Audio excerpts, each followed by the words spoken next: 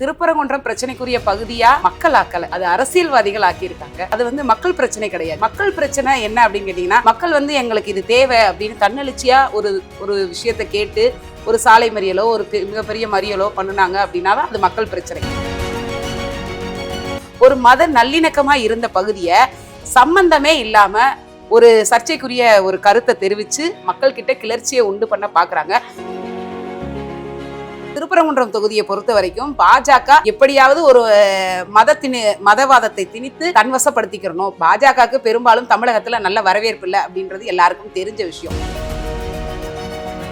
1000 ரூபாய் கொடுத்தா போதும், ஆனா எங்களுக்கான உரிமை, எங்களுக்கான அடிப்படை, எங்கள் இல்லத்துல கட்டப்படக்கூடிய அந்த கட்டிட படிக்கை என் ஊழியரை நீங்க பயன்படுத்தலையே, அதைத்தானே நாம் தமிழர் கட்சி சொல்லுது.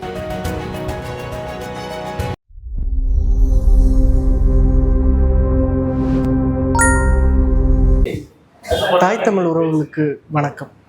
என்னுடைய பெயர் புகழ் நல்லரசன், இளைஞர் பாசறையின் மாநில ஒருங்கிணைப்பாளர்.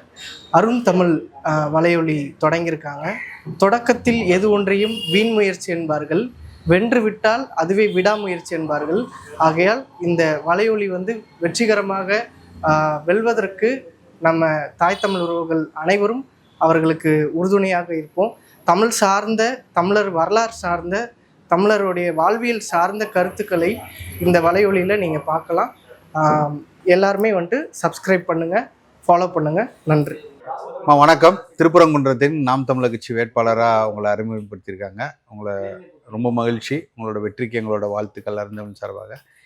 அந்த தொகுதி ரொம்ப பரபரப்பாக இருக்கக்கூடிய தொகுதியாக இருக்குது. இன்னைக்கு ஒரு வேட்பாளராக நீங்கள் சந்திக்க போகிற பிரச்சனை நிறையா இருக்குது. அங்கே ஒரு இஸ்லாமியர்களுக்கும் ஒரு ஹிந்துத்துவ மக்களை பிளவுபடுத்துகிற மாதிரி பல சம்பவங்கள் நடந்துகிட்டு இருக்கு. முருகனை அவங்க கையில் எடுக்கிறாங்க.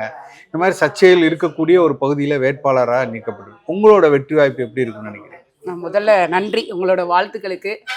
அண்ணன் செந்தமிழன் சீமான் அவர்கள் பாராளுமன்ற தேர்தலில் மதுரையில் போட்டியிடுறதுக்கு வாய்ப்பு கொடுத்தாங்க. அண்ணனோட கொள்கைகளுக்கும் கோட்பாடுகளுக்கும் 1 லட்சம் வாக்குகள் மக்கள் கொடுத்தாங்க. அந்த மக்களுக்கும் நன்றியை தெரிவிச்சுக்கிறேன். இந்த தருணத்தில் திருப்பரங்குன்றம் பிரச்சனைக்குரிய பகுதியா மக்கள் ஆக்கலை, அது அரசியல்வாதிகள் ஆக்கியிருக்காங்க.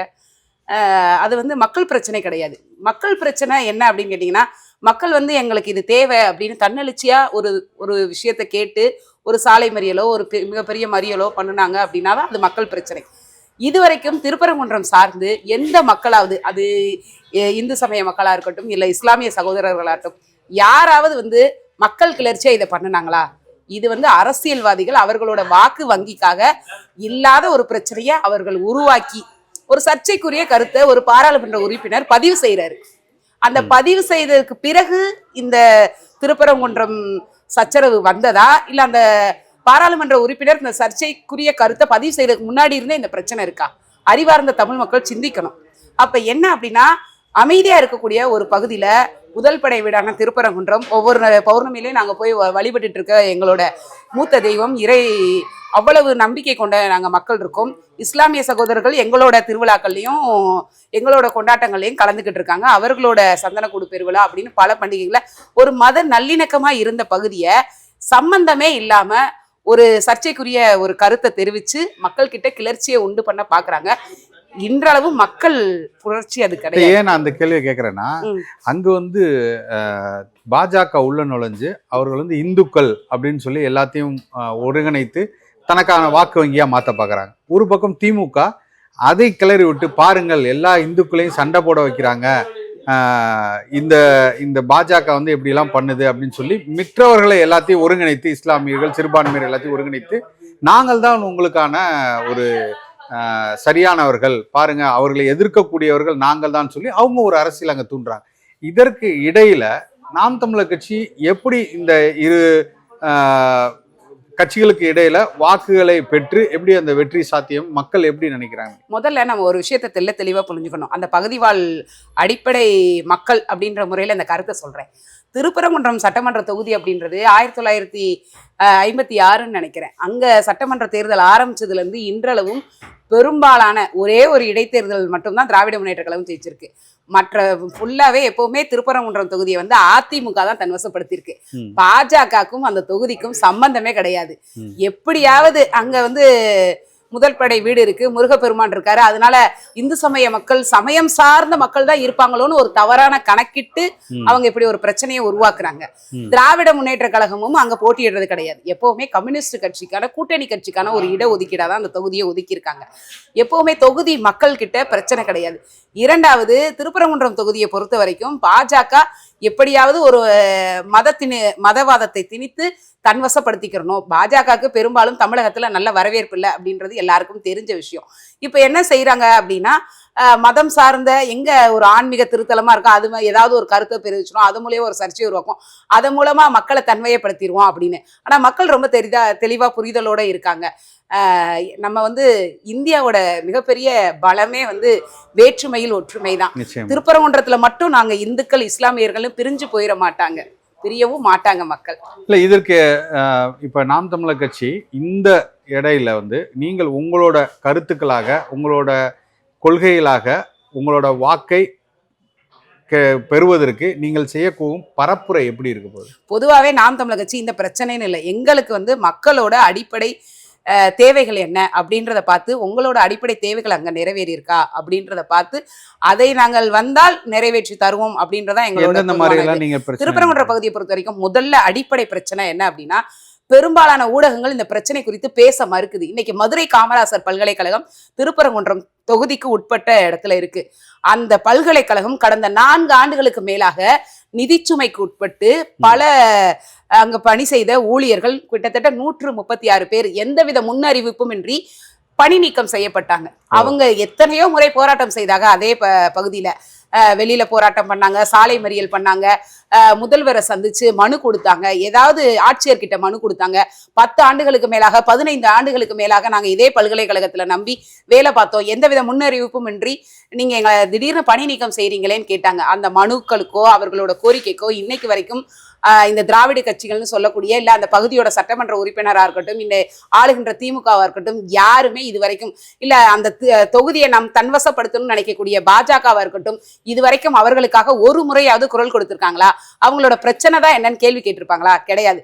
அது மட்டும் கிடையாது, நிறைய நிதிச்சுமை காரணமாக நான் படித்த பல்கலைக்கழகம் அப்படின்ற முறையில தனிப்பட்ட முறையில எனக்கு பாடம் நடத்திய பேராசிரியர்கள் ஒவ்வொரு நாளும் அந்த துணைவேந்தரோட அறைக்கு வாயிலையும் பதிவாளர் அறைக்கு வாயிலையும் காத்திருப்போர் போராட்டம், உள்ளிருப்பு போராட்டம், ஆக்கிரமிப்பு போராட்டம், எத்தனை போராட்டம் நடத்துறாங்க தெரியுமா? ஒவ்வொரு மாதம் சம்பளமும் அவங்க எப்படி வாங்குறாங்க, ஊதியமோ ஒவ்வொரு போராட்டம் நடத்தி தான் வாங்கிட்டு இருக்காங்க. 90% எல்லாத்தையும் நிறைவேற்றிட்டதா சொல்றாரு. வெற்று அறிக்கைகளையும் விளம்பர அரசியலை பார்த்து நம்ம சொல்லலாம், வெளியில இருங்க. ஆனா இதே கேள்வியை நீங்க உள்ள வந்து மதுரை காமராசர் பல்கலைக்கழகத்துல பணிபுரியிற ஒரு நபர்கிட்ட வந்து கேட்டீங்கன்னா, அவங்க ஒவ்வொரு மாதம் நிரந்தர ஊழியரா இருந்தா தனக்கான சம்பளத்தை ஒவ்வொரு மாதம் போராடி பெறுறாங்க.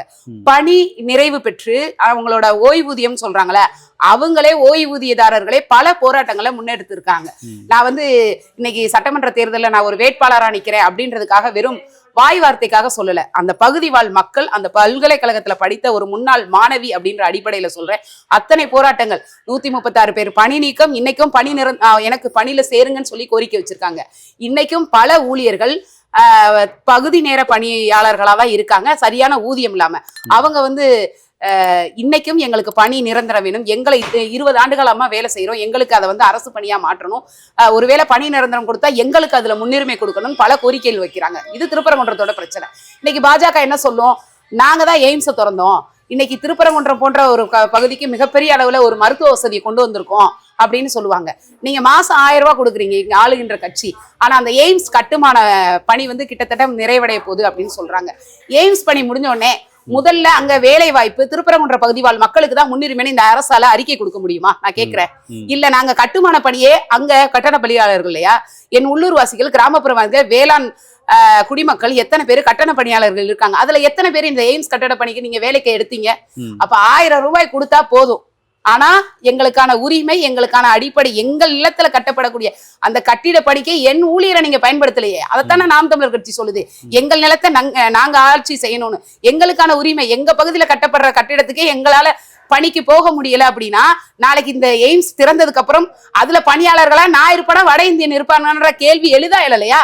அதுக்காக தானே நாம் தமிழர் கட்சி ஆட்சிக்கு வரணும்னு நாங்க சொல்றோம். சோ நாம் தமிழர் கட்சியின் பிரதானமான ஒரு கோரிக்கையாகவும் பிரதானமான ஒரு தேர்தல் வாக்குறுதியாகவும் இதுதான் இருக்கும்னு நினைக்கிறீங்க, அப்படிதானே?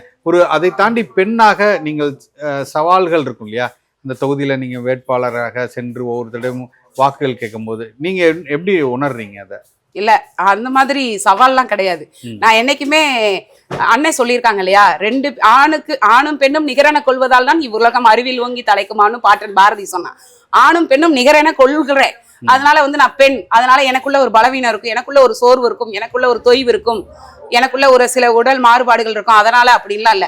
களத்துல ஒரு ஆண் எப்படி சந்திக்கிறானோ அதை விட இன்னும் வேகமாக தான் நான் சந்திக்கிறேன், மக்களை சந்திக்கவும் தொடர்ந்து பணியாற்றிட்டு இருப்பேன். மக்களுக்கு நீங்கள் இது மூலமாக நீங்கள் என்ன சொல்ல விரும்புறீங்க? திருப்பரங்குன்றம் தொகுதி மக்களுக்கு இதன் மூலியமாக நீங்கள் சொல்ல விரும்புறீங்க? மக்கள் கிட்ட சொல்ல வேண்டியது அதேதான். தொடர்ந்து மக்கள் உங்களை வாக்காளர்களா தான் பாக்குறாங்க. நாங்க மட்டும்தான் எங்களோட தாய் தமிழ் உறவுகளா பாக்குறோம். நீங்க வழக்கம் போல 500க்கும் 1000க்கும் ஆசைப்பட்டு போலி வாக்குறுதிகளுக்கு, வெற்று விளம்பர அரசியலுக்கு, திரைக்கவர்ச்சிக்கு ஆசைப்பட்டு உங்களோட பொன்னான அந்த வாக்குகளை, ஏன்னா 5 ஆண்டுகளுக்கு ஒரு முறைதான் இங்க இருக்கக்கூடிய அரசியல்வாதிகள் அத்தனை பேரும் உங்களை சந்திக்க வராங்க. ஆனா தாம் தமிழர் கட்சி பிள்ளைகளாகிய நாங்கள் எல்லா களத்திலையும் எல்லா போராட்டத்திலையும் உங்களுக்கு என்ன பிரச்சனைன்னு தெரிஞ்சு அந்த போராட்ட களத்துல முன்கள பணியாளர்கள் மாதிரி நாங்க நிக்கிறோம். அதனால யாரு உங்களோட நின்னு உங்களுக்கான உரிமைகளை பெற்று தருவாங்க அப்படின்றத அறிவார்ந்த தமிழ்ச்சங்க பிள்ளைகள், எங்களோட உறவுகள் சிந்திச்சு, உங்க பகுதியில இருக்கேன், உங்க வீட்டு பிள்ளை, அதனால நிச்சயமா உங்களோட வாக்குகளை செலுத்தி நீங்க உரிமைக்காக யார்கிட்டையும் போக தேவையில்லை, போராட தேவையில்லை. உங்களின் குரலா சட்டமன்றத்துல சத்யாதேவி ஒளிப்பன், அண்ணன் சீமானோட தங்கையாக பெருவாரியான வாக்குகள் பெற்று நீங்கள் சட்டமன்றத்துக்கு போக அருந்தமிழ் நேயர் சார்பாக எங்களோட வாழ்த்துக்களை தெரிவிச்சுக்கிறோம். மிக்க நன்றி. அருந்தமிழ் நேயர்கள் அனைவருக்கும் நன்றி, அண்ணன் அவர்களுக்கும் நன்றி. தொடர்ந்து அருந்தமிழ் காணொலியை கண்டு உங்களோட பொன்னான நேரத்தை அருந்தமிழ் மூலமாக செலவிடுங்கள். நன்றி.